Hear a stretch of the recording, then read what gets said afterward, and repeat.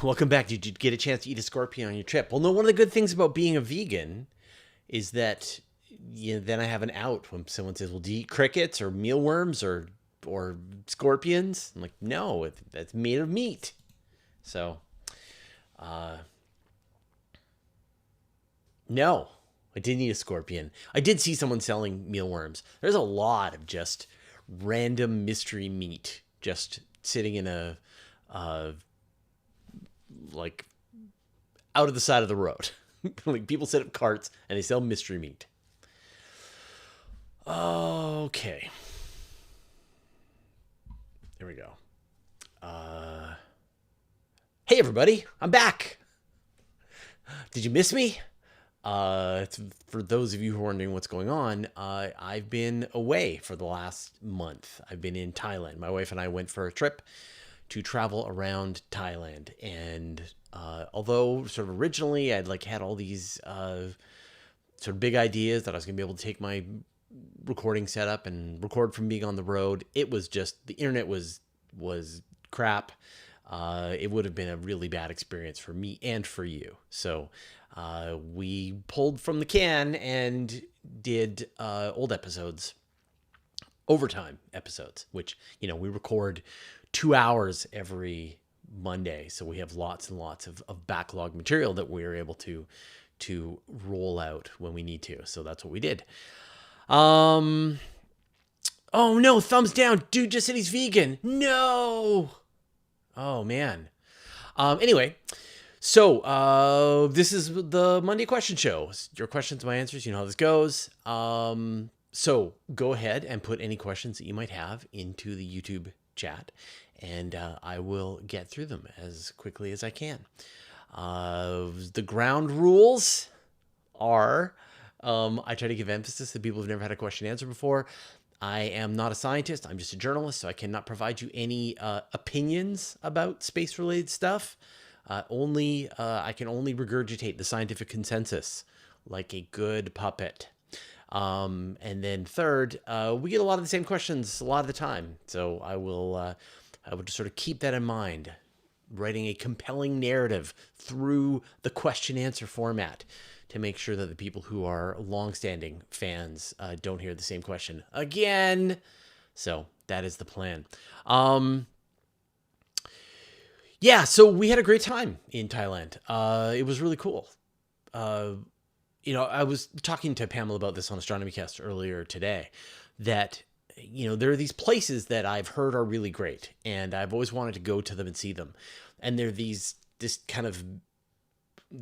mystery, there's fog of war in my brain. When you play a video game and there's like a fog of war, these are places that are unknown. They're out there, but you don't really know what's in them. And so Thailand was one of those places, and I sort of wasn't really sure. Japan was the other big one for me. And now, I've been to Japan, and so now I understand. I grok Japan.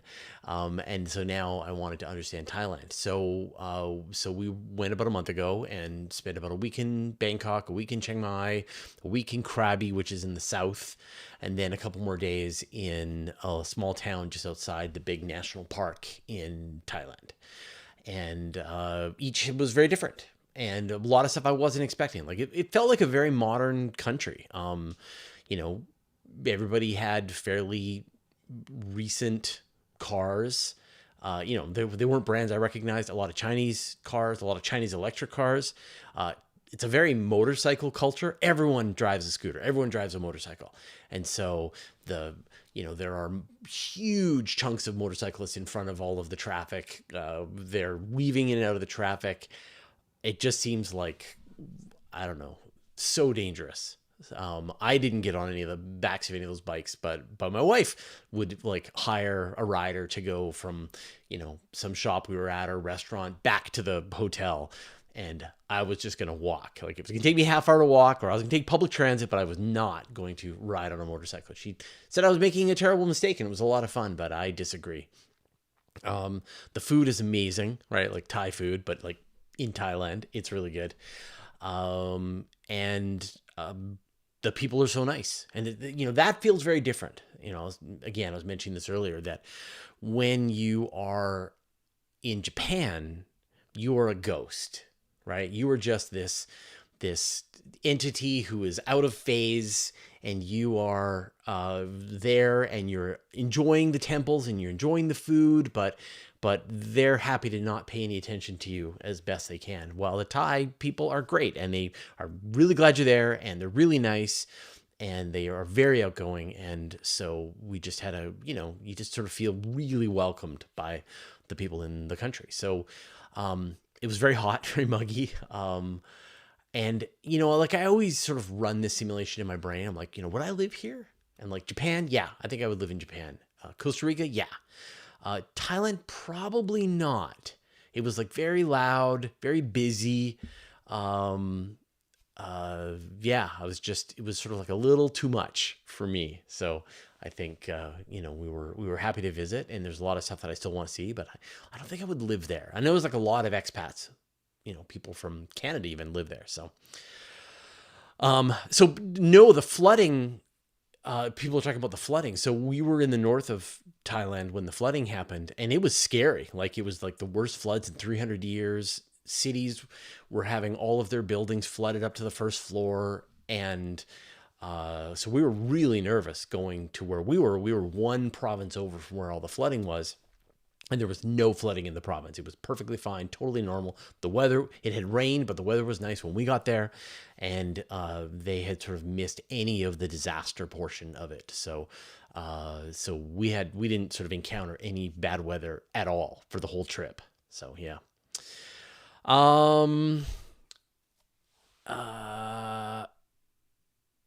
Someone asked me about...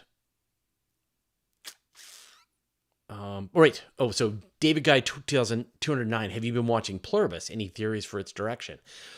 So Pluribus is a show on Apple TV, and it is about an alien computer code is sent to Earth, and people synthesize it into a virus, and it turns out it turns everybody on the planet into a hive mind.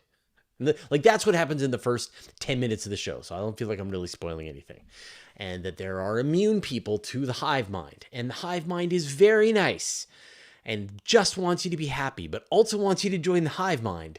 And the main character, Carol, who was in Better Call Saul, is one of the immune and has anger management problems and is sort of interacting with the hive mind. And it is a terrific show. It is the best show of the year, in my opinion. So, like, do I have opinions? Yes, it is a masterpiece so far, and I can't wait to see how it plays out and what the end is. But, it's quite amazing to see such a compelling science fiction story told by such a great director. Vince Gilligan is a master. He worked on X-Files. I don't know if you know. And in addition to Breaking Bad and Better Call Saul. So he's got the chops for this, and it is just, it's a really great story, and it's very interesting to sort of see where it's going. Do I have any ideas or opinions or predictions? No. It's funny because I think, they clearly wrote the story before the AI madness. It's a zombie movie or a zombie TV show, right?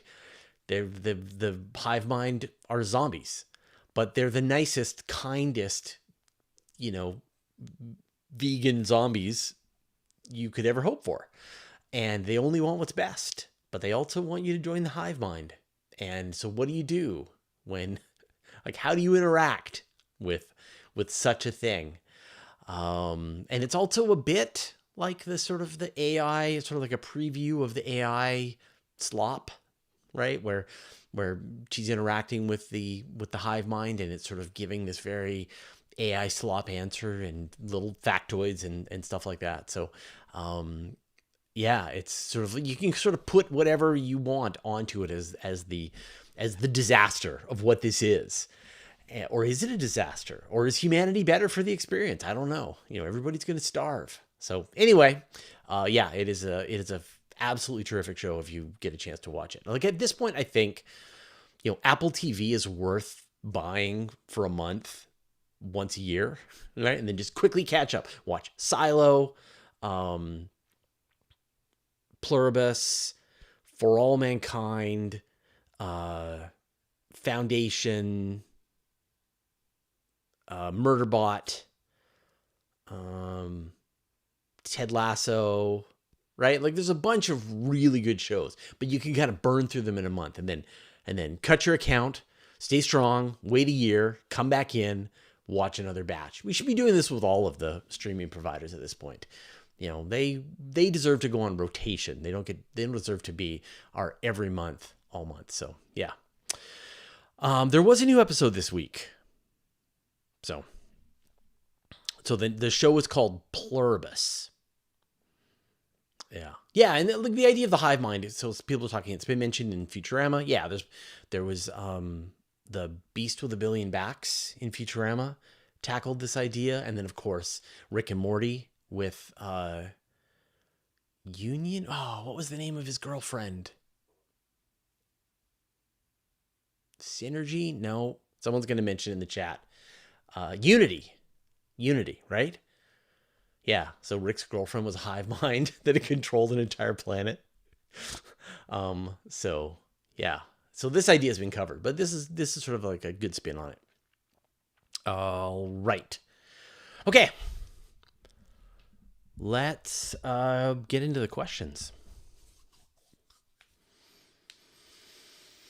Agent Dark Boot T, do you have an easy to grasp explanation for neutrino oscillations? Why are the mass states not the same as the flavors? So I don't, but Sean Carroll had an interview a week ago with a neutrino researcher, Ryan, was it Anderson? So I highly recommend that episode because they just covered neutrinos and covered a lot of stuff that sort of really helped me. Ryan Patterson. There you go. Ryan Patterson. And like just talking about neutrinos, talking about the experiments they're using to detect dark matter. It was a terrific interview. Okay.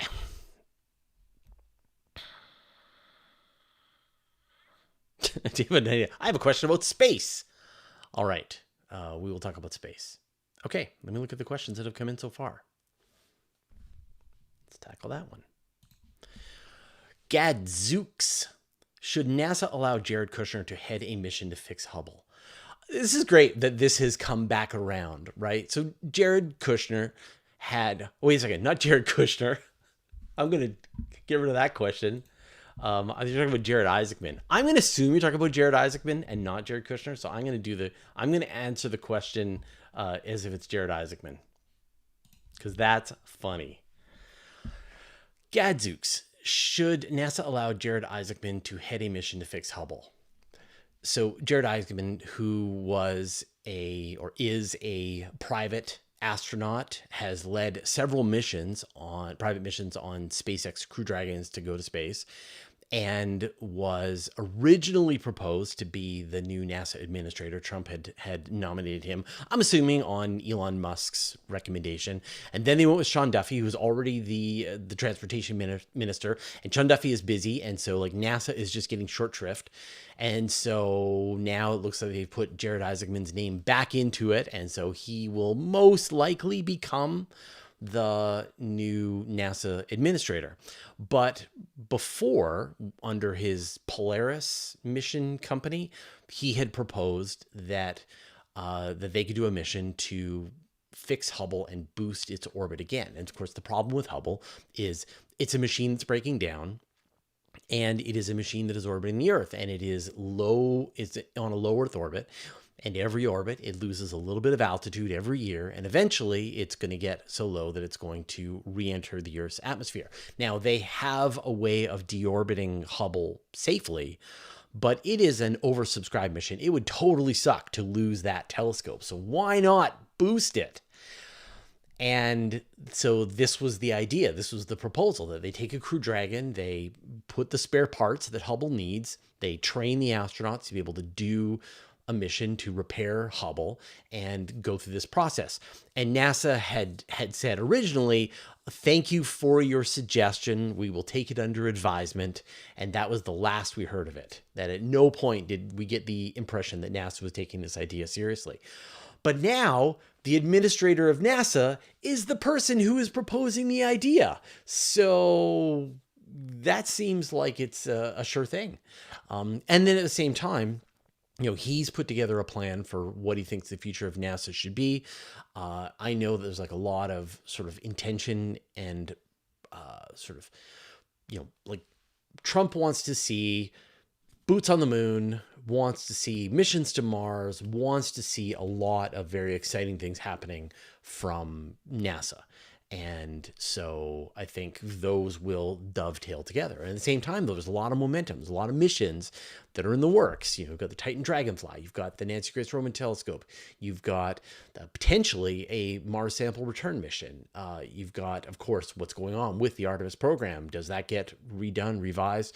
So there's a lot of irons in the fire. There's the International Space Station. What happens to that? What about the Lunar Gateway? So, so we haven't got a plan yet, but it would not surprise me if one of the proposed missions is to send up a Crew Dragon and repair the Hubble Space Telescope and boost its orbit and give it another 20 years of operation. That would be great. I would love that. I think it's a great idea.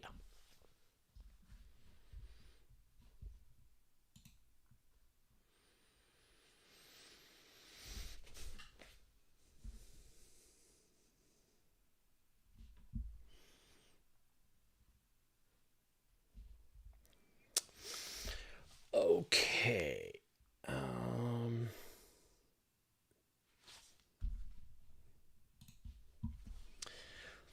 Ed Skeptic Y2E. If I put my hand over the exact line of a supermassive black hole's event horizon, would I be pulled in or would my hand just disappear? So that's an interesting question.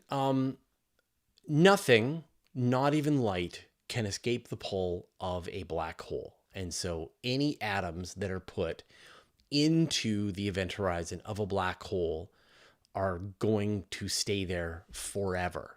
But the question that you're kind of asking is what happens to the atoms that are attached to the atoms? And so if you had a really small black hole, merely a black hole that was like 5 kilometers across, like something that was caused by when a massive star died, then you've got really extreme tidal forces that are around that black hole. And so if your hand is even tens of thousands of kilometers away from the event horizon of the black hole, you are starting to get into the Roche limit of the black hole, and then you get torn apart. That the force that the part of your body that is closer to the black hole is so much stronger than the force that is farther from the black hole that you actually get torn apart. Like torn meat. And then those chunks get torn apart again, and those chunks get torn apart again, and you get turned into this gooey stream, and that is called spaghettification. Great word. But when the black hole is much bigger, much more massive, then the gradient of the black hole's tidal forces is actually a lot smoother. And so you could fall into a supermassive black hole and you wouldn't necessarily feel the kinds of tidal forces that you would feel if you were falling into a stellar mass black hole. You're still stuck, right? Like all roads lead to the singularity. You're not coming out. And so the question you're asking is if you put your hand like right at the event horizon. Now, practically, there are other layers that are outside the event horizon of a black hole, right? That the event horizon is that point where the light can't escape. But outside of that is what's called the photon ring, where light can go in orbit around the black hole. So there's an enormous amount of radiation. So you're getting bathed in radiation while you're standing there trying to put your hand into the event horizon of the black hole. But if you've got like a suit that you can wear that would protect you from the black hole, then as long as you're able to move your hand at 99.9999% the speed of light, like just shy of the speed of light back from the event horizon, then the atoms would be torn off into the black hole. but you have to be able to move at that speed. And of course, if you're able to move at that speed, then you would be liquefied by whatever method you're using to get yourself away from that. So you're going to have to be much farther away from the black hole to be able to put your hand out and then bring your hand back in and then get away. But so practically speaking, you're sort of stuck there. But if you could, then yeah, you would lose part of your hand in the black hole, and then you would if you could also be not experience the acceleration from moving away from the black hole, which you can't. So yeah.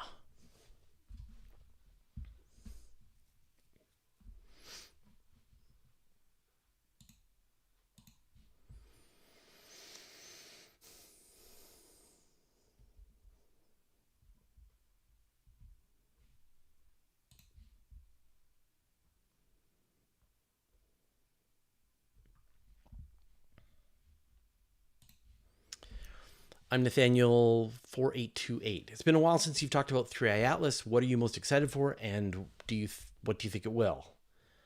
What do you think it will? So at the time I'm recording this, it's about a day before 3i Atlas makes its closest approach to Earth at 1.7 astronomical units. So most recently, and we didn't cover it this week, I'm not sure, well, maybe we'll cover it next week in Space Bites, is we got new Hubble pictures of 3i Atlas. We got new images from the Gemini telescope showing 3i Atlas. We got new data from a radio telescope. I forget which one it was. And then of course it made its closest approach to Earth. So there's going to be a lot of news. I mean, there's not any news, right? It hasn't done anything interesting. It's a mark on a calendar. It made its closest approach, and now it's heading off into space from our perspective. Now it still is going to make its closest approach to Jupiter, and then it's truly going off into space. So we got some images from JUICE as well.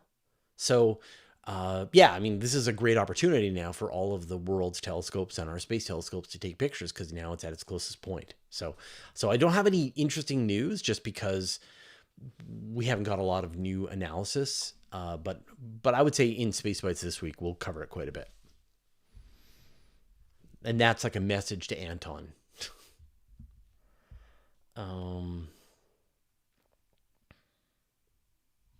That's a good question. Page Potter 4682. What's something that professionals worry about that the public rarely considers? So I think that is a very interesting question, and I think this gets really to the heart of the issue that we have with the distrust in expertise, which I know I've been kind of ranting about for the last couple of weeks. I'm kind of obsessed with it right now. And that is that for some reason, and I think we know the reason, the public has grown distrustful of expertise, be it scientific expertise, be it political expertise, economic expertise, any kind of expertise. And the reasons, I think, and there are books that have been written, that there is a campaign, that there is that making people not trust experts allows people who make money to continue making money. Because, if the expert is telling you that continuing to pollute the atmosphere is going to cause problems down the road, then just undermine the credibility of the expert, and then you won't have this problem. And so I think, when you talk to scientists, and that's when you say professional, that's the kind of the context that I'm going to use here. You get, I think, a very different experience than what I think the sort of the zeitgeist is trying to tell people. When you go and read on Facebook and someone posts something about something interesting that happened in science, then you'll see a lot of people going scientists are dumb and they're just making stuff up and blah, blah, blah, right? But when you talk to them, right, skepticism is their number one sort of instinct. That if they hear that if somebody makes a truth claim, this is true, that is true, whatever, their first instinct is to be uncertain and to be skeptical and to require evidence and proof, and a fairly high level of it. And I think that, you're seeing this play out in with, say, the whole 3i Atlas controversy, right? Where there are some people who are saying that this thing is an alien spaceship, and then on the other hand, the entire scientific community is going, prove it. You say that it's an alien spaceship, show some alien spaceshipy stuff. And if you can't, then you can't make that claim, or you shouldn't make that claim. It is not a credible claim. And that just in general, that is woven into a scientist's instincts, their methodologies, the way they approach everything. And that in general, they distrust their own work. They recognize their own sort of cognitive biases, the ways that the human brain can go wrong, and that they've built an entire structure and a framework, peer review, double-blind studies, all of these methodologies which are designed to weed out the human biases and get you closer to whatever is the truth of nature. And that I think that people are so used to, in their personal life and the people that they interact with, that trusting your gut, following your instinct is a viable way to make sense of the world. And that, that faith in a kind of a spiritual sense is a reasonable way to figure out whether or not you should believe something. And that is just the opposite of how the scientific community feels about things. That if you're going to make a truth claim, you need to provide significant and sufficient evidence for that claim. And if you can't, then you have to set it aside and go, you can't make that claim. And that I think that when the general public collides with the scientific community, and the scientific community is saying things that meets the threshold according to science's methodologies, peer review, right? Like lots of careful work, certain levels of sigma, of uncertainty, and so on, that they don't appreciate it, and that they think that scientists are just making stuff up. And I think this is the scientists are making stuff up is a very new thing. And I think there's there is a campaign to undermine this, this very rigorous method that gets the job done. And so I think, the best thing to do is read a book, read Carl Sagan's Demon Haunted World, which is just a great way to sort of build your BS, your baloney detector, which is what Carl Sagan called it. Or take a science class, right? Just at your university, about the topic that maybe you're a little skeptical about, and sort of just understand the mountain of evidence that has gotten you to this place. And so I'd say that is the biggest thing that is sort of what I think the general public doesn't sort of appreciate from professional scientists. They've dedicated their lives to studying this phenomena, and have,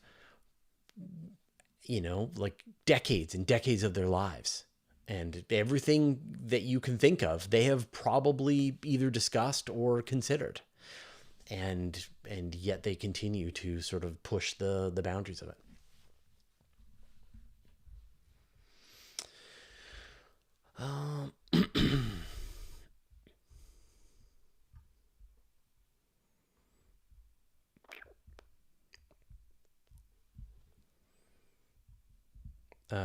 Devos 1, new data for a universe from nothing. Let's discuss that new paper. I haven't seen that paper.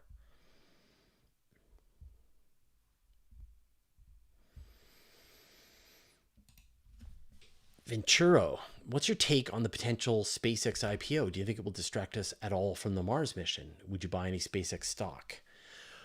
So I'll start with the last question. Would I buy any SpaceX stock? And I would not buy SpaceX stock. And that's not a dig at SpaceX, is that I don't buy any individual stocks.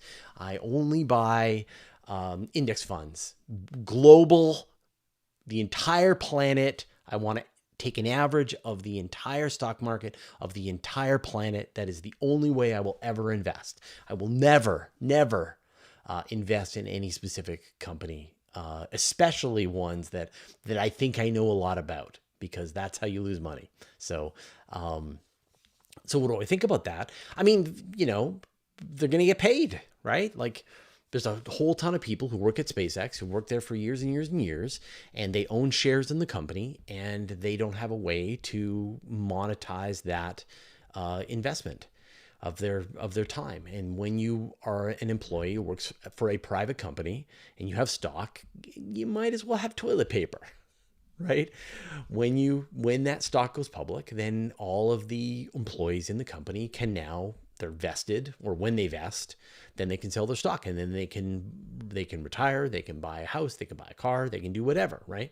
And that is the reward. And so I think, like, in general, for the thousands and thousands of people that work at SpaceX, assuming that they have been given stock options in the company, then this is a great payout for them, and it's going to be a really nice reward. It's going to show a lot of other people out there that, that if you work in aerospace, work for a company that's building space rockets, then there's a chance for you to make, tech money.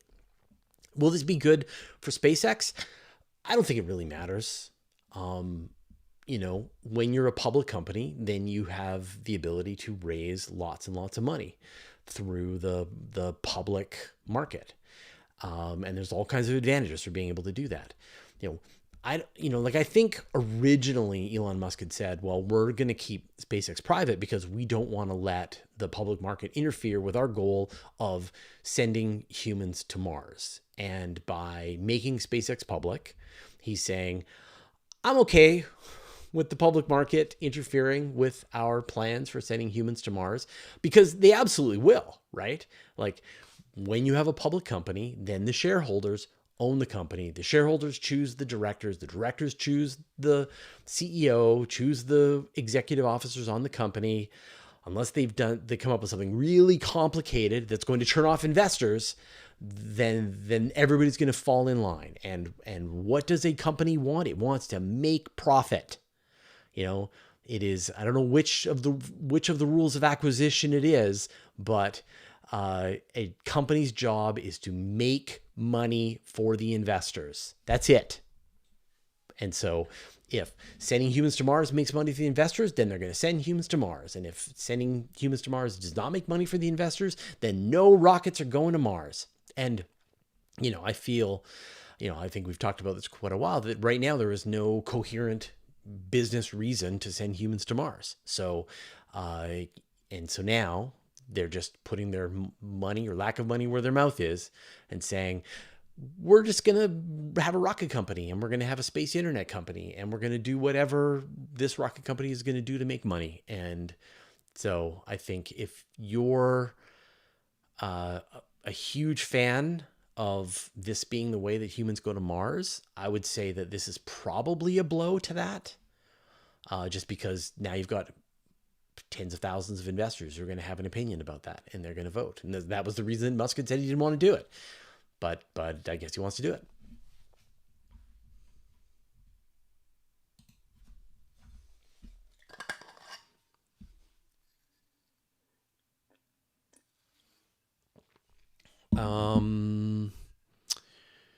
B. Barkley, there was an article about Nancy Grace Rowan being completed. Yeah, we should we should talk about this. This week's Space Bites is going to be a monster, because there was like four stories that Anton was holding on to and kept punting. And so they're going to end up in the Space Bites. We've got the closest approach from 3i Atlas. And then we've got Nancy Grace Rowan is done. And there's like a bunch of other really interesting stories. So buckle up. Okay.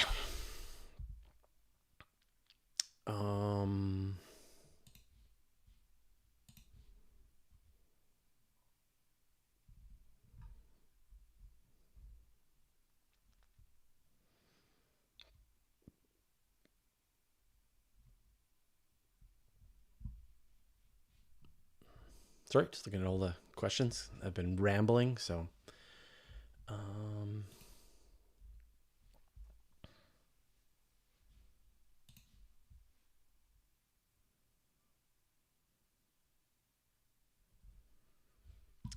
Vista Tutti, have you interviewed a proponent of the singularities all the way down cosmology? I have not.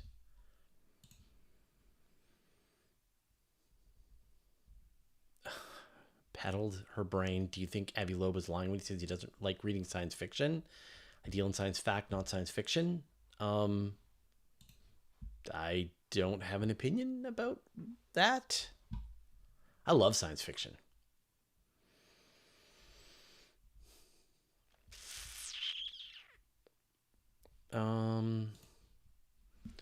Sam E. What is the latest proof of dark energy? Well, the latest proof of dark energy is the same proof of dark energy that was first discovered back in 1999. So back then, astronomers were trying to measure how the universe was slowing down, right? We had the Big Bang. We had whatever was the sort of initial force, the momentum that pushed everything apart. But you've got all of the gravity of all of the galaxies and all of the light and all of the neutrinos and everything that's in the universe and all the dark matter. And so the assumption was that all that gravity is pulling on everything, and that eventually that gravity will pull everything to a stop. And in one scenario, you would get sort of the universe coasting to a stop at an infinite amount of time. Or in another scenario, the universe would just keep coasting forever. But the last scenario is that the universe would collapse again. The last scenario is that the universe would collapse again. That's the big crunch. And so astronomers wanted to know, is the universe going to keep on expanding forever, but just like slowing down? Is your universe going to keep on expanding, but slow down to a stop at infinite time? Or will the universe collapse in on itself? Right? Those are your three options.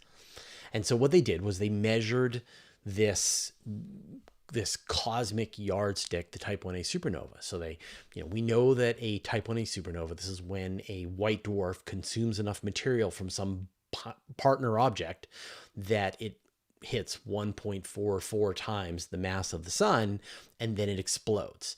And so there's a set amount of mass, a set amount of energy that's released when this Type 1a supernova goes off. You measure the brightness of the supernova, you know intrinsically how bright it is, and so you can calculate how far away that supernova is. And they found that when you sort of statistically look at the number of Type 1a supernova, they don't give you this nice sort of smooth slowing down process that you were hoping to see. In fact, it looked like the farther you looked, the faster the universe was actually expanding. And that it seems like, no, not only, the universe is not going to do any of the three things that everybody thought that were going to happen. There's actually a fourth possibility, which is that the expansion of the universe is going to accelerate. And that was the discovery. Nobel Prizes all around. And so this was weird, and this was unexpected, and nobody asked for this, right? Nobody said, it would be great if the universe, the expansion of the universe accelerated. It has some kind of like really horrific ideas when you think about it, like that if this expansion sort of increases at smaller and smaller levels, then maybe you get to a place where galaxies tear themselves apart. Maybe you get to a place where star systems, and then planets, and then people, and then black holes. And that's the idea of the Big Rip. So this became, studying the actual rate of this expansion became the top priority, or one of the top priorities for the astrophysical community. And they requested new telescopes because it's a very tricky measurement to make. The Hubble Space Telescope had given sort of the first crack at it, and now James Webb has given much more accurate measurements, and everything still holds in line with this idea. And so what astronomers want to be able to do is to measure the large-scale structure of the universe at different times in the history of the universe. They want to be able to sort of look back at time and see how big on average are galaxy clusters and voids in between, and try to really map out and measure that. And so we got 4 new telescopes that have all come online or in the process of coming online now that will give 4 different perspectives on this idea. The first one out of the gate is DESI, the Dark Energy Spectroscopic Instrument. And this is about a 4-meter telescope that is doing a survey of the universe. And already in like 2 years of observation, they've made a really sort of controversial discovery about dark energy. That, it was assumed that the amount of dark energy is sort of inherent in space. The more space you have, the more dark energy you have. But what DESI seems to be showing is that the amount of dark energy that's coming into the universe is changing over time. It appears to be decreasing. So this acceleration was a bigger factor early on in the universe, and now the acceleration is a smaller factor, and maybe will go away in the future. Like it's still too rough to be able to tell. Then you got the Euclid mission coming from the European Space Agency, and that is a space telescope. It's in the L2 Lagrange point. It's the same place where Gaia is, where poor Gaia, the same place that the James Webb is.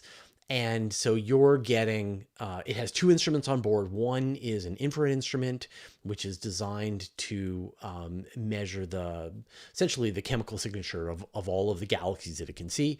The other instrument is a visible light instrument designed to measure the distortions of space-time caused by the gravity of all of the objects in space.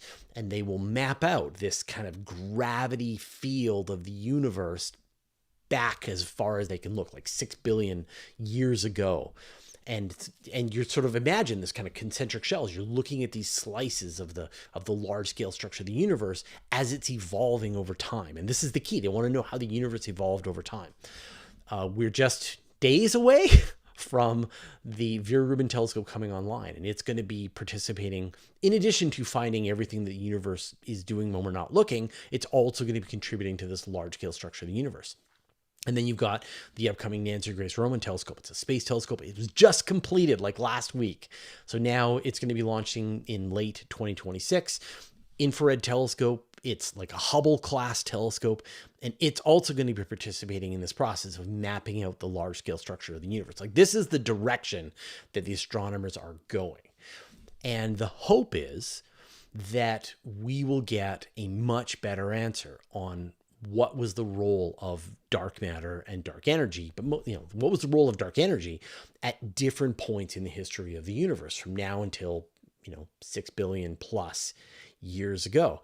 And that will give you just like incredibly fine, detailed understanding in a way that just a 2,500 type 1a supernova just is not giving the astronomers. So this is a great example where there's an incredible mystery was uncovered, and new instruments came online to be able to help answer this question. And we are in this place like right now today. We don't know how this is going to play out. We don't know what the answer is going to be. We don't know, is dark energy constant? Is dark energy increasing? Is dark energy decreasing? If you get dark energy increasing, decreasing, then that's really exciting, because then that makes you have to go back and revise the sort of number one model for how the universe works, which is the lambda CDM model.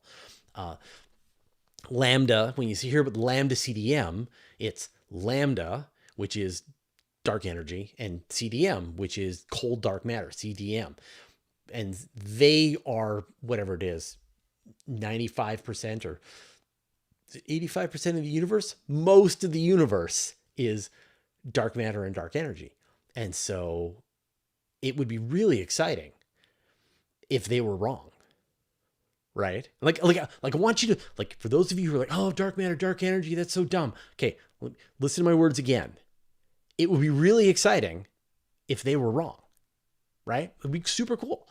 And physicists would love, cosmologists, astronomers, they would love to find out a better theory that measures the actual expansion of the universe throughout its history, because then you have a much better understanding of what the future of the cosmos is going to look like, a better understanding of where we came from.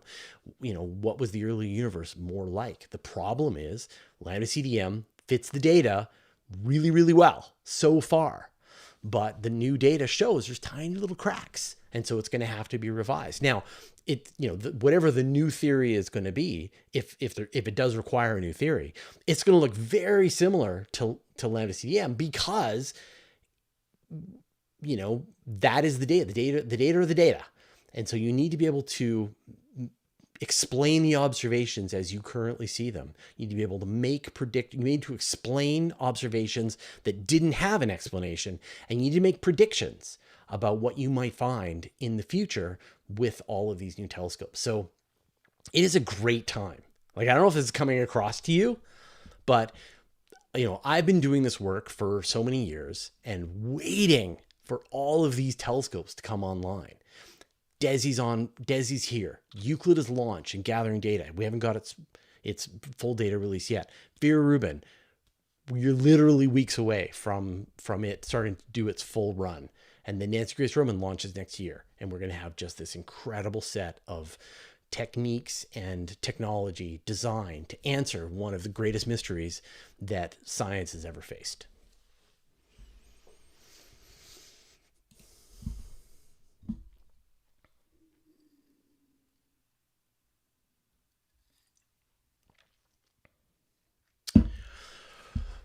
Minor downfall, 1625. I have no question, but the channel is dope. Thank you.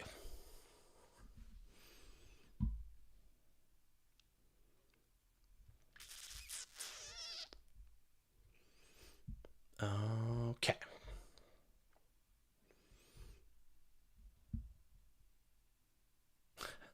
Gigasaga 1 is Gustav Holst's symphony, The Planets, awesome or what? Yeah. When I was a kid, like maybe 13, I would play Mars, the Bringer of War on repeat because I just thought it sounded so cool. Agent Dark Booty, has there been an update to Vera Rubin's net date, or is it still December 31st? I don't know what Vera. Let's just see what the internet says now. Been start date.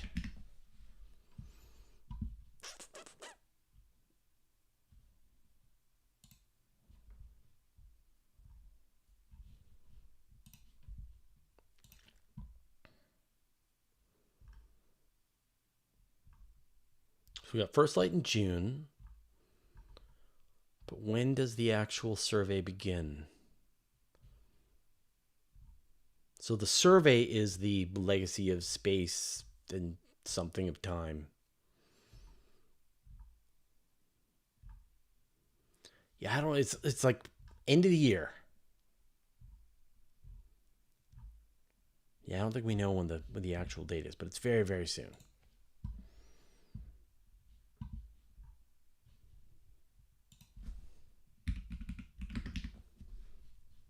Yeah. Yeah. I don't know the date. Okay.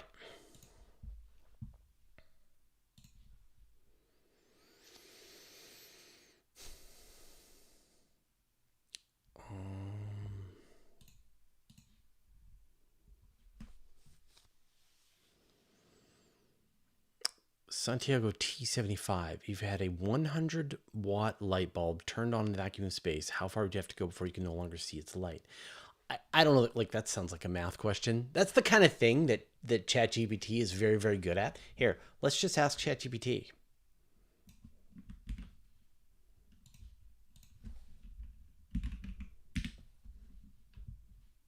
Let's see what it says. You got to calculate the square cube law. There's like a mathematical formula that you can use to punch it in. The one that I do have in my brain is that you would have to go 50 light years before you couldn't see the sun with your eyeballs anymore. So, if you obviously Alpha Centauri, they're one of the brightest stars in the sky, but they just look like stars and they're 4 light years away. And so you'd have to go about 55 light years away to which you could no longer see the sun with your own eyeballs in space. 1,000 kilometers, says ChatGPT. I have no idea if that sounds right. So just remember, ChatGPT said that, not me.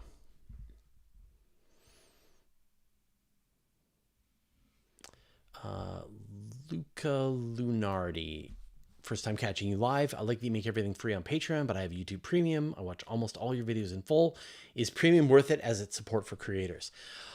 Like everything is amazing support, right? Even if you watch your stuff, you didn't pay us at all, and you just enjoyed it, then that would be worth it to me.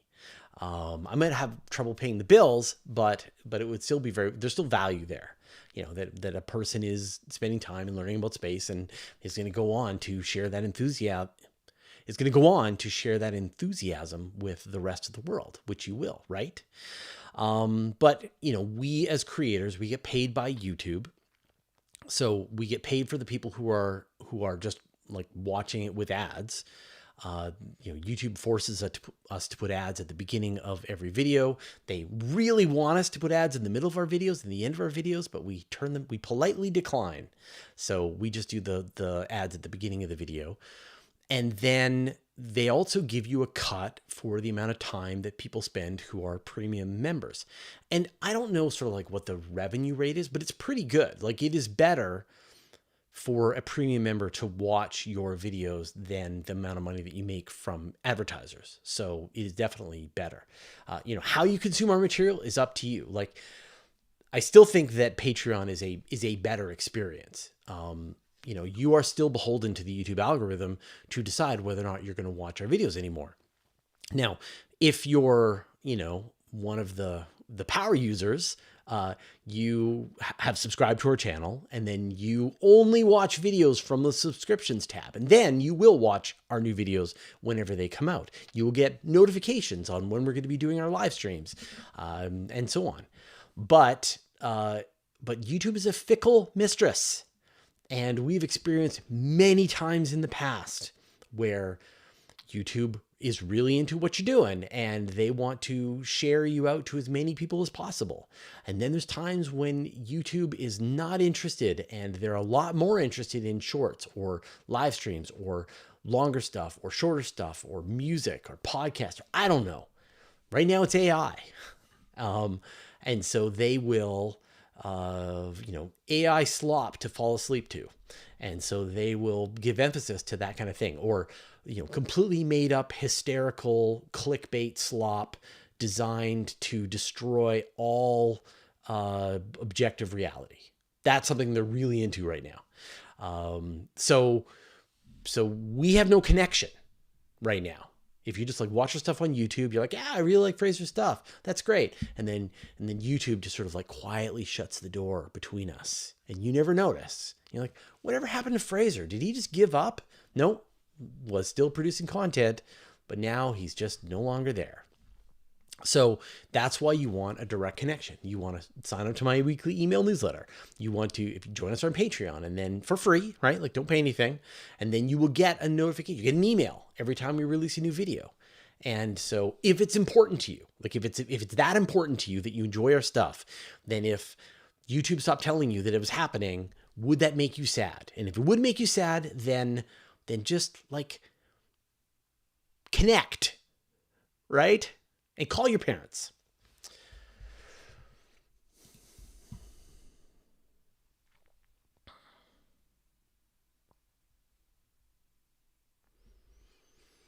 Wyatt Roarsma. I don't see if it's AI generated slop that you speak of. Like, are you saying that to me?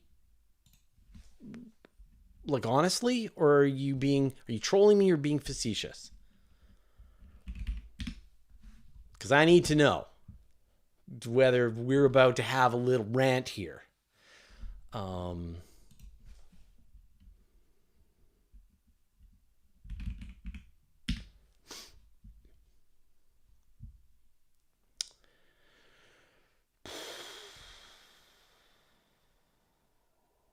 Yeah.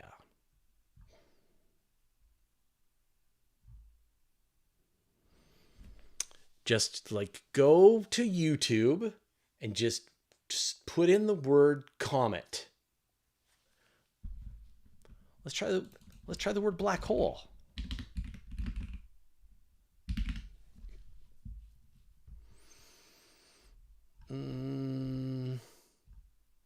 That's not bad. But let's try looking at black holes for the last, I don't know, week. There we go. There's the garbage. Black hole eats star in explosive new images. NASA shares theory. Scientists found an object that's a galaxy equivalent of a black hole at once. That might be real. No, it's not real. Yeah, anyway. Search for any scientific related topic and you will get AI slop. Yeah, if you've trained the AI algorithm to not show them to you, that's incredible, because it just keeps I will say don't recommend video. Like I'm banning, but they're popping up as quickly as possible, and they are writing very compelling headlines. The thing that's like, I wish I could show this. Like at some point I'll share my screen, or I think we put it in a video anyway, that if you go to the YouTube dashboard and you go to the content, you look at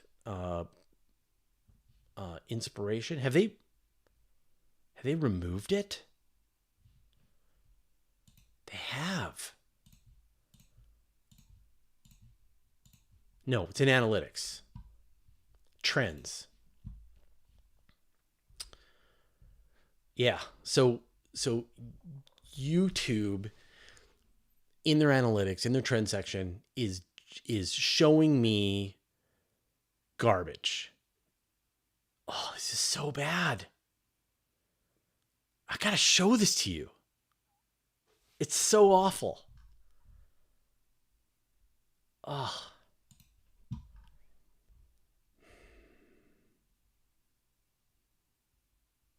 Oh, I'm so angry.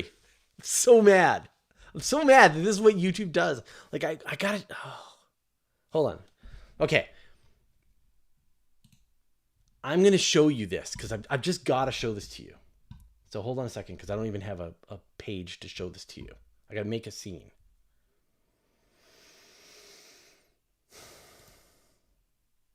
Apologize, Chad.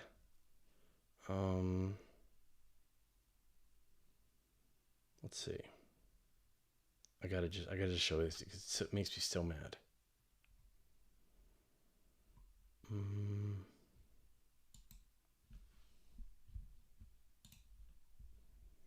Okay. Let's do a window. Okay, you can see all this. Okay, hold on.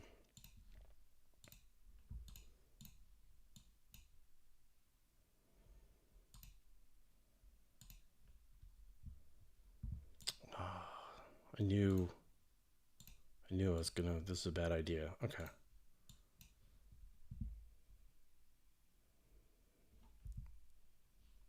Yeah. Okay. This is what I get for trying to do something live.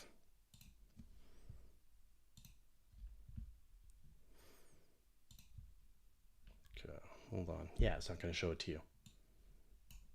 Okay, never mind. I take it back. I will figure it out and be able to do this next time.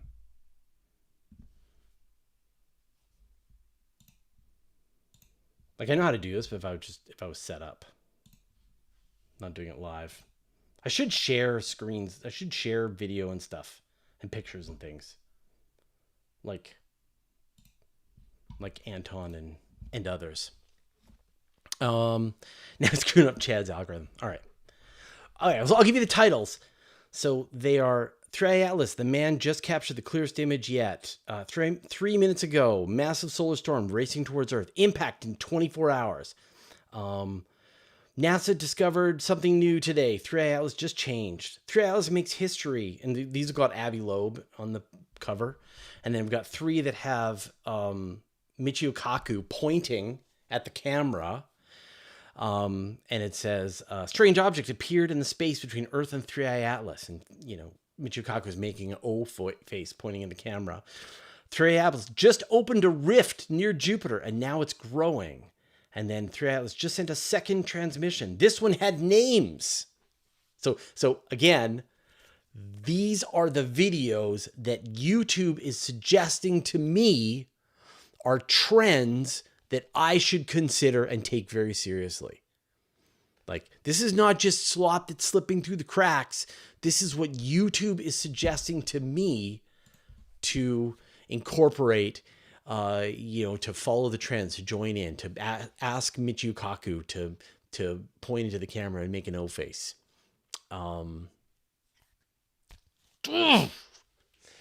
so mad. I'll be all right.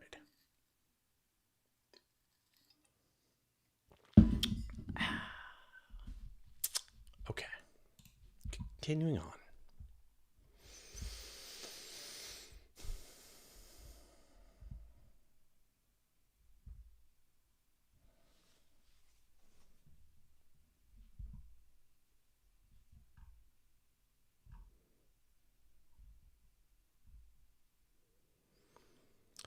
Divas 1, would you sacrifice your own life to be sucked into a black hole? No. C2030, do you think someday we can travel to Uranus? I've heard that is where the Klingons live. Not going to take the bait today.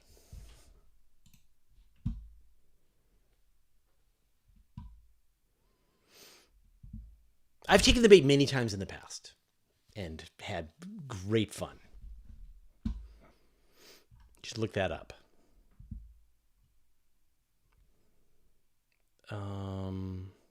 Jeff Miller, 4596. One of the trouble with going to Mars is the radiation. Could the astronauts just wear lead-lined suits? I mean, that would help. Wearing a suit with lead in it would help decrease the amount of radiation exposure, but it wouldn't be enough. That if you really want to minimize the amount of radiation that you're experiencing, you're going to want to wear about 1 meter of lead or 1 meter of water. That'll do the trick too. 1 meter of rock. Wear a suit made with 1 meter of rock around you in all directions. That would do the trick. Anything less than that, and you're going to experience more radiation. And if you're only going to wear 1 millimeter of rock, then you're going to experience most of the radiation.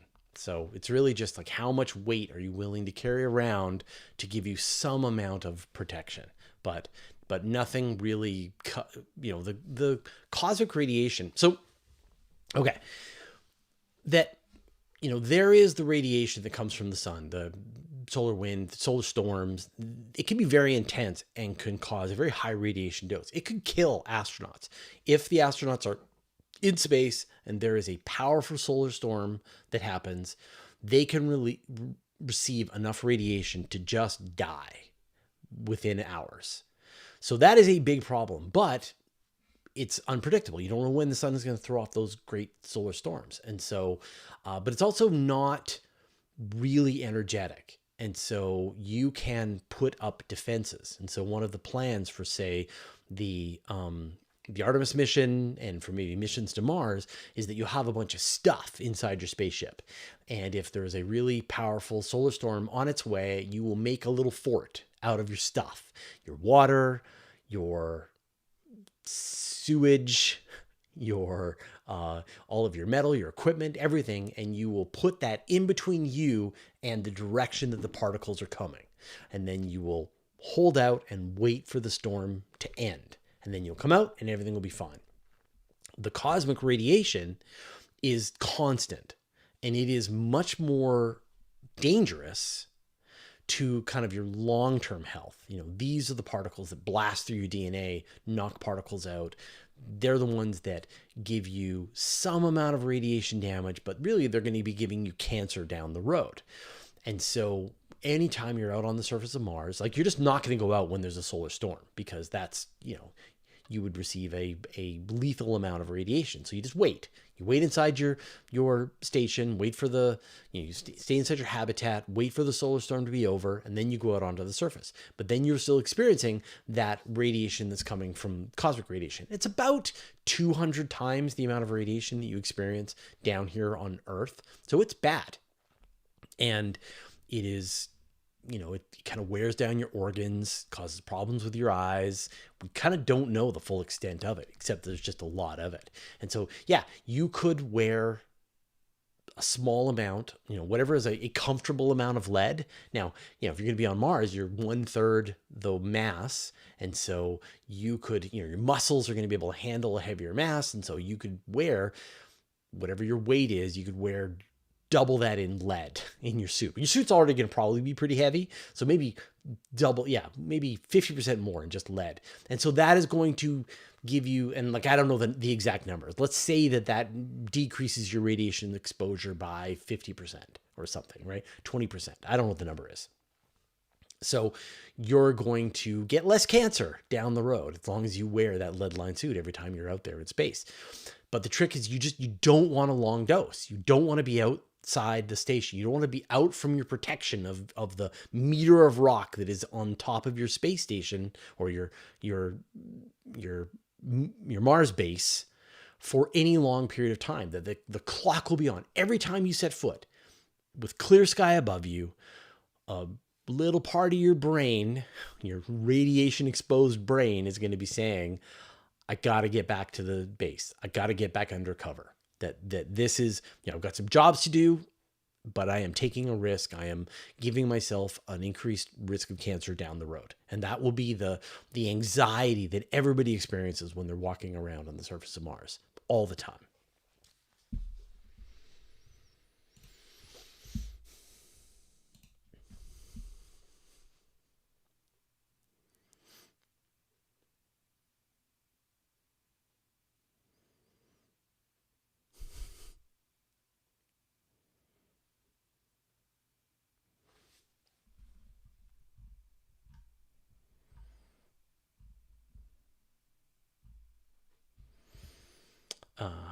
Paige Potter 4648. Paige Potter, I'll just say Paige Potter.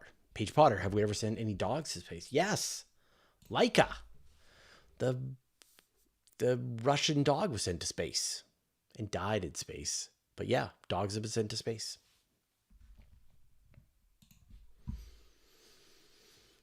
Cooper 8705, are the astronauts on the International Space Station protected from radiation? Yeah, they're protected by the Earth's magnetosphere. So they're protected by the magnetic field that surrounds the Earth that redirects the radiation that's coming from the sun and redirects the cosmic rays towards the poles of the Earth.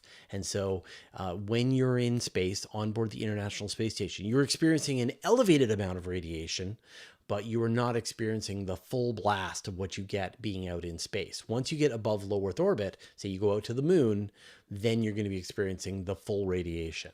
But even airline pilots are, they're higher up and they experience a higher radiation load just by being an airline pilot. But low Earth orbit is relatively safe compared to outside of the magnetosphere of the Earth. There you go. Oh, Belka and Strelka came back alive.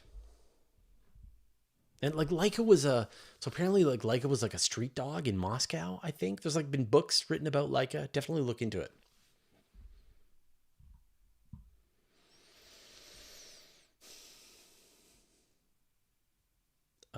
Agent Dark Booty, what's your take on Robert Hansen's conclusion about the pre-Sputnik glints being aliens or a grand conspiracy?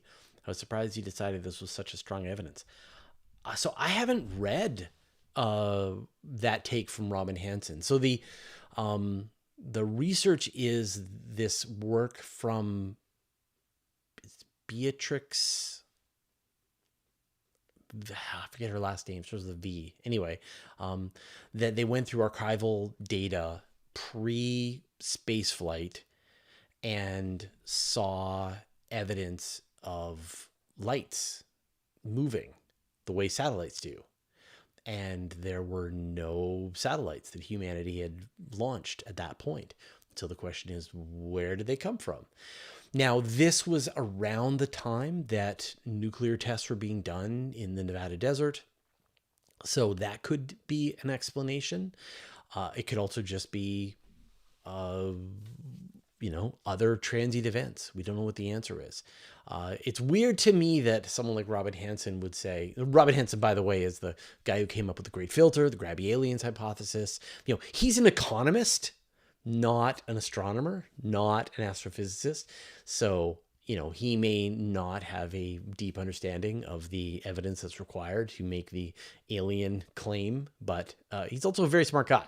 So, yeah, if that's what he says, I disagree. That there is a laundry list of ideas that need to be considered before you say that it's aliens. And ideally, what you want to see is one of those pictures to show you something that is not a point source of light, right? You want it to be doing something that a natural phenomenon that we know of can't do. And until it does that, you have to say, I don't know what it is, right? Unknown, UFO, unidentified flying object. There you go. Beatrice Villarroel. I have not interviewed her. I think I reached out to her a couple of years ago to do an interview back when she was first posting that. I'll look into it. I know John Michael Gaudier's interviewed her about this. It's cool. It's cool work, right?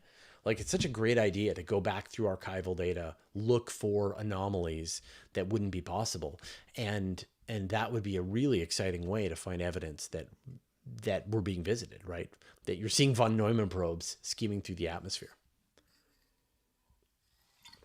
And now, when we have satellites, it's too easy to go, well, that's just a satellite. Like, you're not going to notice. But before there were satellites, before there were human satellites, then that would be very cool.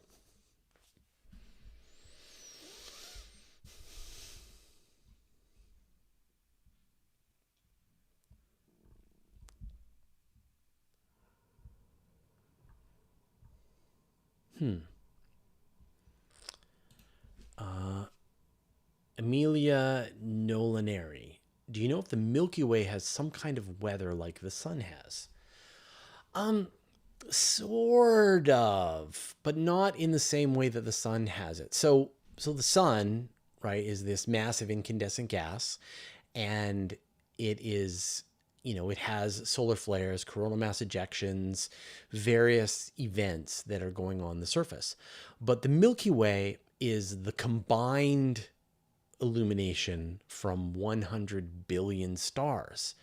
And so there are no singular events. You're not going to get a flare from the Milky Way, because the Milky Way is 100 billion stars separated by light years apart. They all are leading their own separate lives. But there is an equivalent of, like, the sun has the solar wind, that there is this constant stream of particles that is coming from the sun, and that the sun is creating this bubble around itself in the Milky Way, which is all of the solar wind that is coming off of it. But the Milky Way is made up of the combined solar winds of all of that 100 plus billion stars. And so that is called, like, the interstellar wind, the interstellar medium. And that there is this boundary between the wind that is coming off of the sun and the combined shared wind from all of those stars. And that there is actually, like, this the Voyager spacecraft, they passed through it and were able to sense the magnetic field lines, but they were able to detect the presence of, right now we're in the sun's solar wind, and now we're in the interstellar wind, which is really cool. The other kind of weather that you can get can happen when a galaxy has a supermassive black hole at the heart of it. And so when it has a supermassive black hole, something with millions or maybe even billions of times the mass of the sun, it can go through periods where it's actively feeding, when it's actually, like, consuming material, and then times when it's quiet. And the times when it's quiet, it's just this giant rotating sphere of invisible sphere, right? Because, it absorbs all the light, you can't see it. But then there are times when it is feeding, when stars get too close, when material falls into it, and it builds up this big accretion disk around the black hole. And then this accretion, as the black hole is spinning inside the accretion disk, these magnetic fields sort of swirl around the accretion disk, and you get these jets of material that can come off of the supermassive black hole. And we see that as a quasar. Like when we look out into the cosmos, we see these point sources that are incredibly bright. And it turns out these are supermassive black holes that are emanating jets in our general direction, and we can see them. And so it's starting to look like the transition, the switch between the black holes actively feeding and throwing off tons of radiation and then not feeding and has settled down and is quiescent can be very quick. Like it might be that it just turns on over the course of like days or weeks, years, but not millennia. Like it's a quick process to go from, oh, the black hole is active again. And just in the last couple of weeks, astronomers detected a flare that was very similar to a solar flare coming out of the accretion disk of a supermassive black hole that was like 100 million light years away. And what they're not entirely sure what happened, but sort of imagine you got this supermassive black hole, it's got this accretion disk swirling around it, and then off on one side of it, this big flare came out and it was moving at like 20% the speed of light. And it looks like maybe a star passed into or joined this accretion disk and was torn apart. Or maybe something like another black hole plunged right through the accretion disk and caused this flare. And so like that's the closest that you would get to something which is like this moment of activity, the way the sun gets. So the whole galaxy doesn't have solar storms in the way it has the combined solar storms of all of the stars. It's this average across all of them.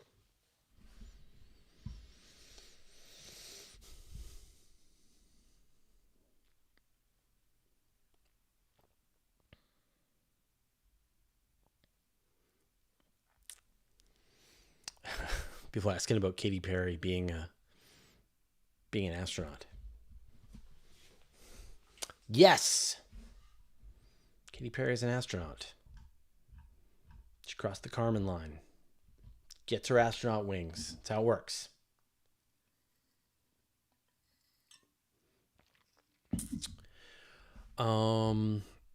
Rail Cohen, how much dust is literally between the sun and the Alpha Centauri system? If you were able to collect it with a 1 meter wide scoop, would there be a lot of dust? So like you're asking me to do a math problem right here in real time. So I will give you the pieces and then you can do the math. So on average, there is 1 piece of dust in a cubic meter. So, and you can sort of, like, I don't know how big the piece of dust is going to be. Dust can be micrometers, it can be millimeters, but, more towards the micrometer side. So you would have to wonder, okay, so if there's 4 light years between us and Alpha Centauri, and the width of the sun is 1.4 million kilometers across, and if there's like a cone connecting the sun and Alpha Centauri, that is 4 light years long and 1.5 million kilometers across, and that every meter in that has like a piece of dust, and like the average size of the dust, I don't like let's say 200 micrometers, maybe 100 micrometers, 15 micrometers. I forget the exact average size of cosmic dust. And then you can just do the math and calculate how much it's going to be. But it's going to be a lot. It's just going to be very sparse.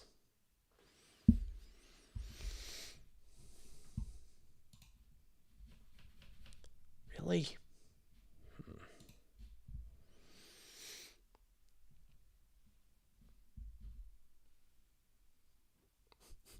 Webb Space Invader. How is Buzz Aldrin still alive?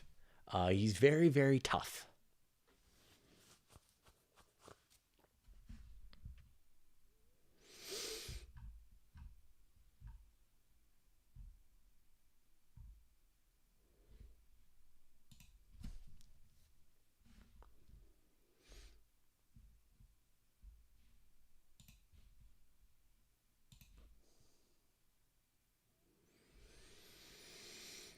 B. Michael Neal.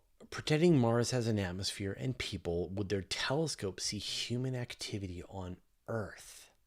Oh, that is a great, great question. So before humanity sent the first spacecraft to Mars, we had really no idea what was going on the planet. But if you sort of recall the famous story, Percival Lowell, back in 1908, like the turn of the century, 1903, was looking at Mars, and he was seeing structures that he thought were canals going across the surface of Mars. And it turns out he was wrong. He was just imagining it, and they weren't actually there. And he was sort of imagining some Mars civilization that was drying out, and they were building canals that were going across. And like in retrospect, obviously he couldn't see it. That, you know, the width of a canal that you're looking at 200 million kilometers away is going to be very, very small, and you're not going to be able to see it. And you know, there were features on Mars that are very significant, like Olympus Mons, like the big volcanoes on Mars. And we didn't know about these things until we sent the first spacecraft to Mars. But we can see the ice caps, you know, they are thousands of kilometers across, and we can see those features. And so would we be able to see the presence of cities, say, on the surface of the Earth from Mars? And I don't think so. I think, you know, if they were able to do spectroscopic analysis of the atmosphere of Earth, and they would detect the presence of the gases in our atmosphere, the carbon dioxide, the methane, the, you know, the various gases that are given off by humanity, by life, you know, the oxygen mix, the nitrogen mix. But visually, I don't think they would be able to make out Earth's cities. They're just not that big. And so this is like another homework question, which is like, how big a telescope would a Martian need to be able to resolve cities on the surface of Earth? Let's just find out. See, this is the kind of thing, like I know ChatGPT is lying to me, but the new version is pretty good. So how big a telescope would a Martian need to resolve cities on Earth? But this is a relatively straightforward, like there's a mathematical formula that you use for to resolve the you know, to calculate the resolving power of a telescope. So you know how big, like you know, if you wanted to be able to see the Apollo spacecraft on the surface of the moon, you would need a telescope that's like 50 meters across. And that's why we can't see the landers on the moon, because we don't have a 50-meter telescope on the surface of the Earth. Even the Hubble Space Telescope at 2.6, James Webb at 6.5, can't see it.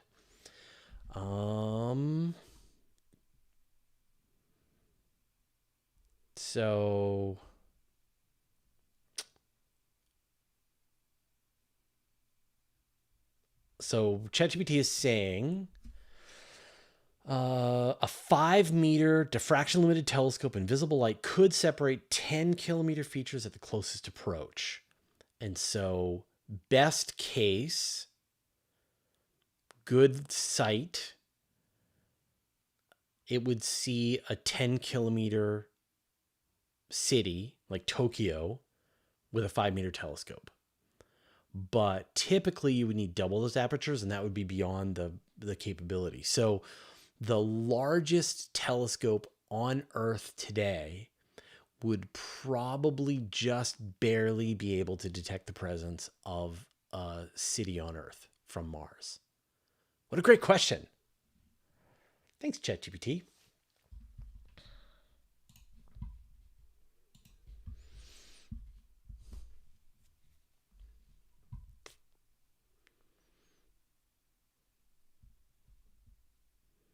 But it's also probably hallucinating.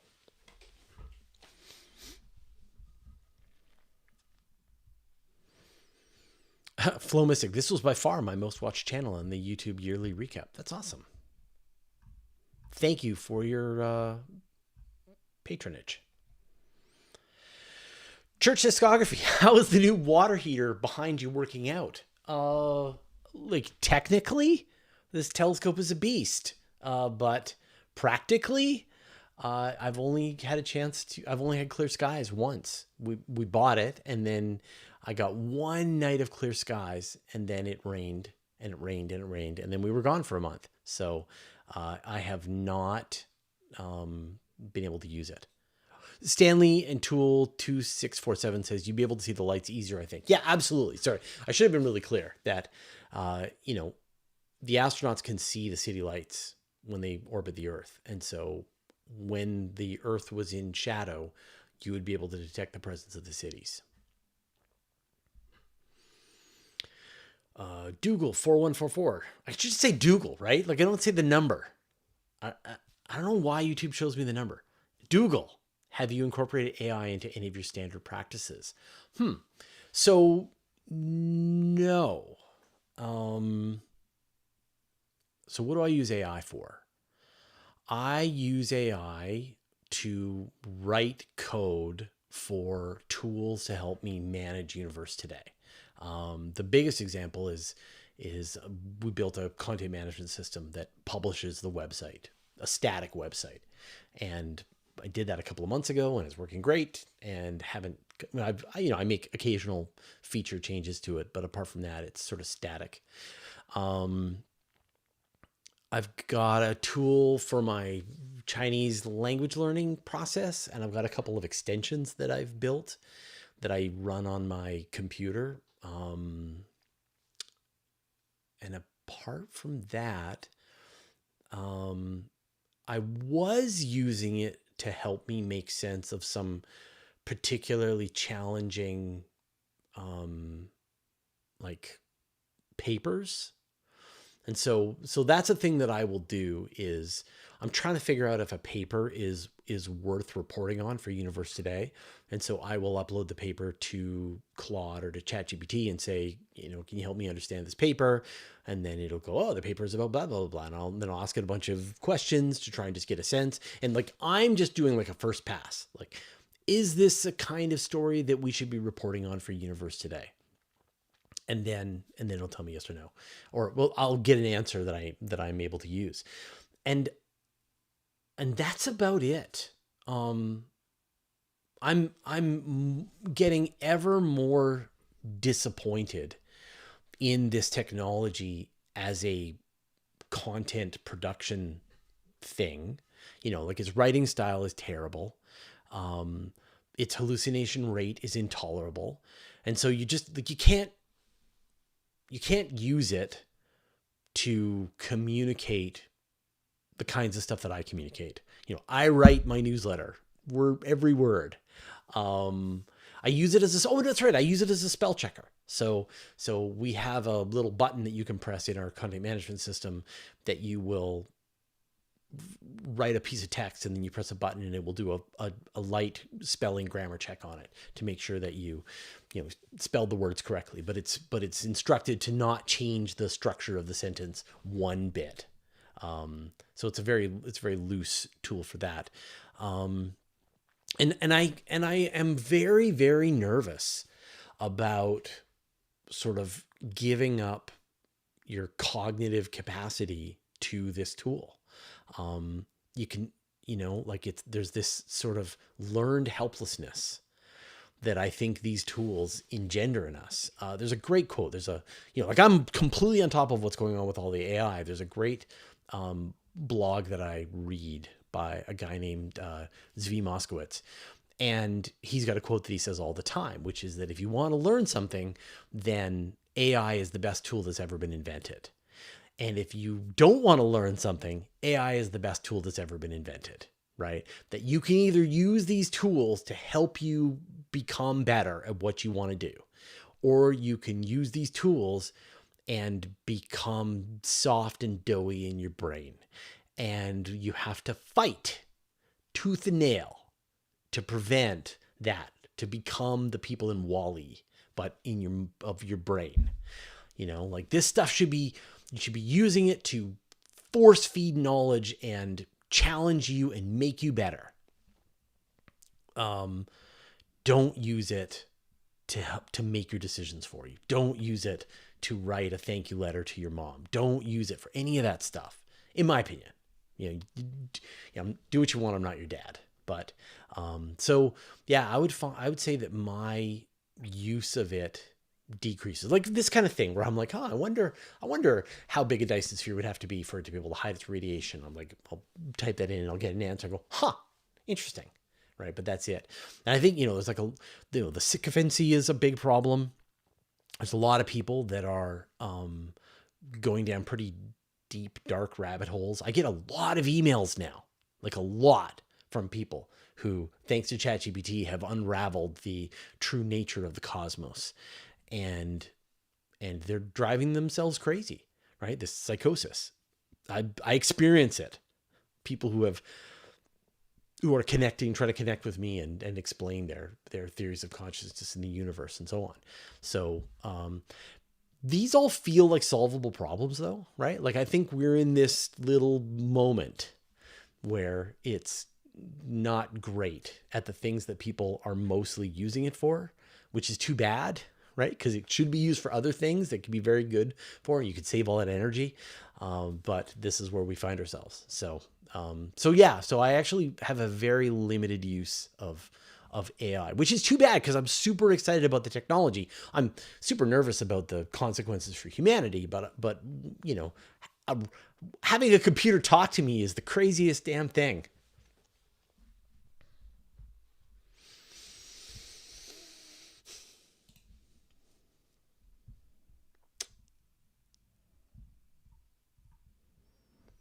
Mimivirus 173. Why wasn't 2I Borisov covered as extensively as Oumuamua or Atlas? Am I living under a rock, or was Borisov just not in the media as much? Good question, right? We had Oumuamua. It was weird, funny shape, and it was detected on its way out. We had Borisov, which really behaved precisely like a comet in all ways, and was also detected on the way out. The big advantage with 3I Atlas is that it was detected on the way in. And that's what really, we have more advanced warning, more time to study it. It was also very interesting because it was coming in on the plane of pretty close to the plane of the ecliptic, which is not surprising because the plane of the ecliptic is where astronomers search for asteroids, right? All of the detection tools are oriented to look in the place where all of the asteroids and comets are likely to be, which is the plane of the ecliptic. I even know if the Atlas telescope can find stuff that's outside of the plane of the ecliptic. So it's not surprising that it was found. It just makes you wonder how many interstellar objects which are perpendicular to the plane of the ecliptic are passing through, and we just didn't even notice them. So why is this one bigger? And I would say it's the advance notice, and I think that there is this kind of just growing appreciation for interstellar objects in general, right? Oumuamua was like, there it goes, right?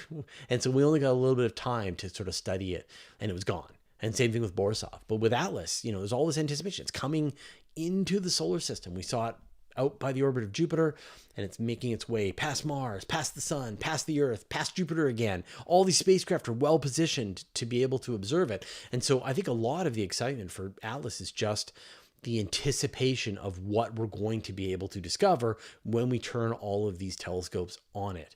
With the other two, it was too late. And so we couldn't build that anticipation. And so it's sort of like you're looking forward to what might happen.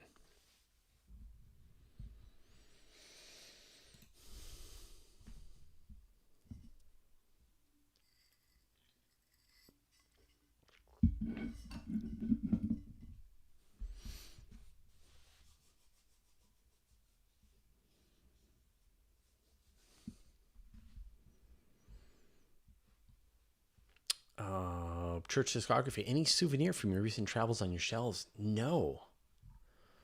I've got like a little stuffed elephant that someone gave me. I'll put that there.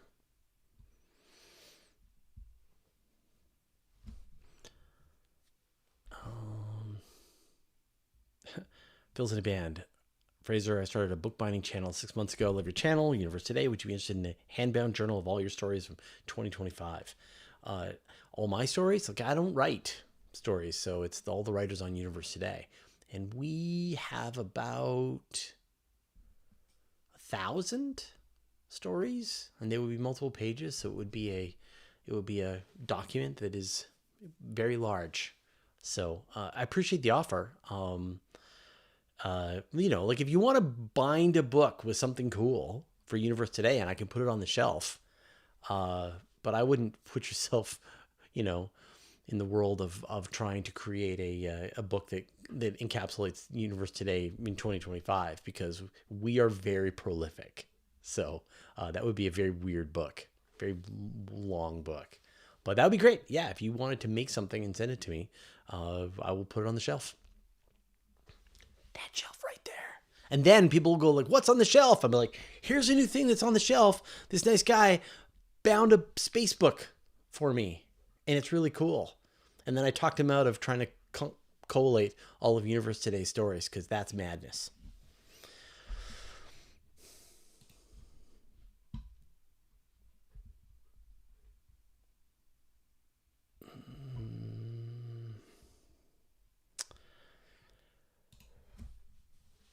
Babodek. If we bring back material from Mars and find definitive traces of ancient life, but no fossils or DNA, could we ever tell whether that life was related to life on Earth? Oh, that would be rough, right? That if we find ancient fossilized life on Mars, the DNA would be destroyed. And so all we would have would be the chemical components. But if it's like fossils on Earth, it gets replaced by rock. And so it's not the original material. It is a rock simulation, a recreation of what the animal looked like. And so we would just have to be able to go on what it looked like, as its body structure and so on. This is the problem that paleontologists have to deal with. Like, I know there's like hopes you could find, wasn't there a movie about them finding DNA in a mosquito trapped in amber or something like that, right? So there have been proposals, and I feel like there are like possible avenues that people could try to get DNA, but Mars and Earth diverged. If they did have life going back and forth, they probably diverged 4 billion years ago plus. Who knows? But we would need life that was more recent to be able to match it up. We would need life that was active there today. Like, that's what you need, is you need to find life on Mars today, underground in the brines, bacteria doing its thing, that you can take a sample and try to check its DNA and find out if we're related or not.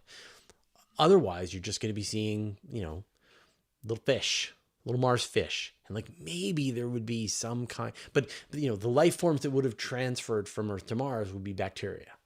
And then the bacteria would have gone on to evolve into whatever forms that it took. So it would be really tricky. I mean, I think the thing that we would probably find on Mars that would be the sort of the likely evidence that tells us there was once life on Mars is, and I forget the name of these, is it stromagolites? Anyway, you get these bacterial colonies. They have them in Australia, and that they're sort of a very obvious structure that bacteria can form, and that they're very much like fossils. And so we would find evidence of these blobs of ancient bacteria. They would be rock now, but the structure, the form, the shape would be like life, and the chemical components in the rocks around it and so on. There would be lots and lots of clues that we could use. Stromatolites. There we go. Thanks, Zappan. Stromatolites. And so if we could look at these stromatolites and find them on Mars, that would be really compelling. But we wouldn't be able to know if we shared a common ancestor with the bacteria that formed those stromatolites. So we need living Mars samples, or recently dead, with actual intact DNA to be able to find out.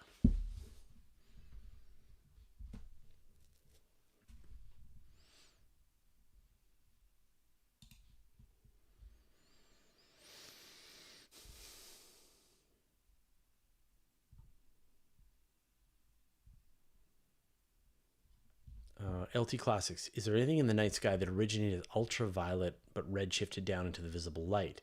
So I don't know precisely, but essentially regions of star formation have a lot of ultraviolet in them.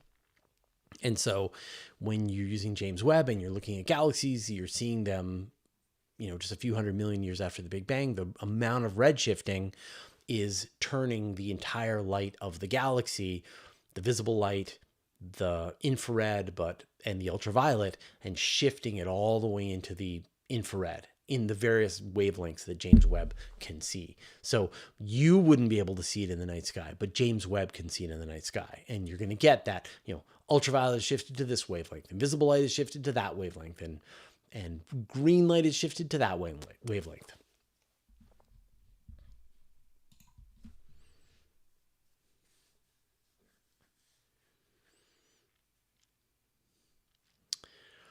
Harry Hodge, have you ever done an interview with Neil Tyson? I have not done an interview with Neil deGrasse Tyson. I have hung out with him at an American Astronomical Society meeting. I have posed him a question about time travel that he tackled on his Star Talk one time. And I advised his producer in setting up the show back in the day when we were doing like a lot of live streams and stuff.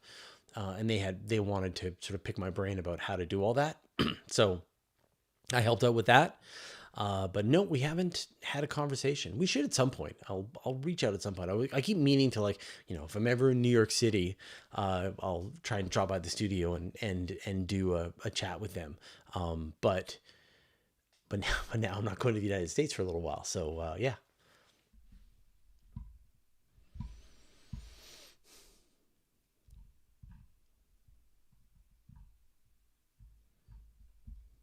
So, Unrestrained NZ, did I say NZ? Oh my God, I've gone American. Unrestrained NZ. Have you used your new telescope yet?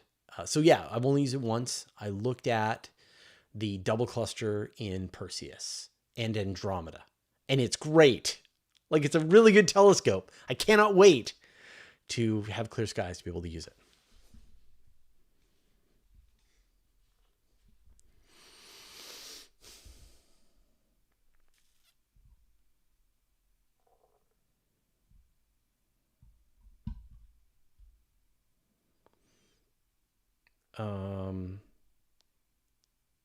Misa, like you, the latest news about life starting in prebiotic gel. What the heck is that? So that was a story on Universe Today written by Matt Williams about just like an idea about what the first life might have looked like, or the conditions for the first life. That there's a thing that bacteria produce called a biofilm, and like, I'm not sure exactly what's in a biofilm. Let's just say it's gloop. But the point being that it you can get this kind of material forming without life, that you can get sort of gel-like substances on rocks and stuff. And it's doing some of the heavy lifting for what life has to do. You've got, it can hold water. So you've got access to a solvent. It has a bunch of chemicals in it. You can have amino acids, you can have sugars, you can have, various other, the kinds of raw material that life could be formed from. And it has a membrane, it has a barrier that, there's what's inside the gel and then there's what's outside of the gel. And so the thought is that the very first life forms could have come out of these prebiotic gels. So, think gloop. And I apologize, it's not a very scientific term. Mr. Squirrel 13. I want to discover 2 asteroids, one to name after each of my kids. Will that be even possible after Vera Rubin comes online, or am I too late to the game? Vera Rubin's going to find a lot of asteroids. I mean, already the asteroid hunting robots have gotten very, very good and are finding a lot of the asteroids out there, but they're not finding them all. And so if you go out every night with a telescope or with a imaging setup and you take a bunch of pictures, you will find asteroids that the robotic hunters are missing, because, Vera Rubin is looking from the southern hemisphere, and like if you're in the northern hemisphere, then you're set, because Vera Rubin can't see stuff that's far enough north. But Atlas is in Chile, isn't it? So still, find something in the north, then you're set. But you got to be dedicated, right? Like, have a good telescope with a good imaging setup, image the sky, look, night after night after night. Maybe pick the same region of the sky, something that's underserved by the rest of the astronomical community, something that's going to be off the plane of the ecliptic. So the chances of you finding stuff is lower. And then just image night after night after night and look for anything that moves. And then each time you find something that moves, register the ephemeris with the Minor Planet Center, confirm that it's an already known object, and then try again and try again and try again, and maybe you'll get it. Your other chance, and is much better, is to find a comet. That amateurs find comets all the time. Look at Borisov, right? Comet Borisov is named after, I think he's Romanian, but the guy who found it, Shoemaker-Levy 9, right? Named after Shoemaker and Levy. That there are all of these comets that are found all the time. A lot of them are found by there's a lot of Comet Atlases out there, a lot of Comet Swans out there. They're named after a lot of Comet Sohos and so on. They're named after the big robotic observatories that are finding them. But still, a lot of people are finding comets. And the nice thing is, with a comet, boom, done, it's named. You get to name it. It's going to be named after you, but I'm sure you could make the case that don't name it after me, name it after my kids. With asteroids, you've got to submit the names to the IAU, to the International Astronomical Union. They've got to approve it. So for example, Jeff Metzger, who named asteroids after a bunch of science communicators like me, Phil Plait, so on, he had to suggest the name to the IAU, and then they had to approve it and ratify it. Same thing happened for Scott Manley and so on. And Brady Heron with his monster asteroid. They're all approved by the IAU. So I think your best bet, find 2 comets, and then you need to quickly put it in everyone's minds that the names are the names of your kids.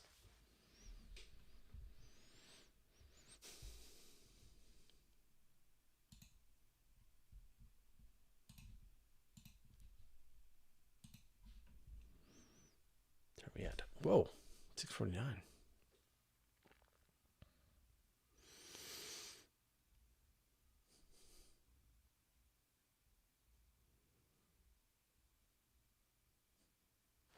Okay.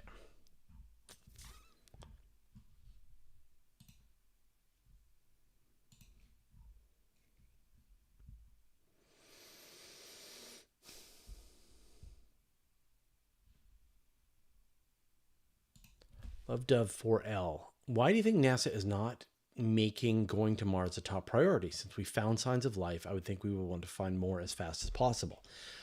So I'm not sure what news you've heard, but there is no concrete evidence of life on Mars. There has been lots of people that have made claims that things are very compelling and very interesting, and they think that could be evidence of life on Mars, but it is not conclusive. And like the most recent one, the one that I'm sure you're talking about, is the weird rock that was found with little blobbers of iron. I think it was like hematite. Anyway, it was like a rock with stripes in it and little dots that are similar to the kinds of rocks that we see on Earth that are caused by life. And that the scientists that evaluated it studied all the possible reasons why a rock could look like this, and they overturned every single possible hypothesis that they could think of, and the one that remains is bacteria caused the formations in the rock. But the problem is that is not a positive identification. That process of elimination still leaves all of the stuff that you haven't thought of yet, all of the stuff that's possible that you didn't even know was possible.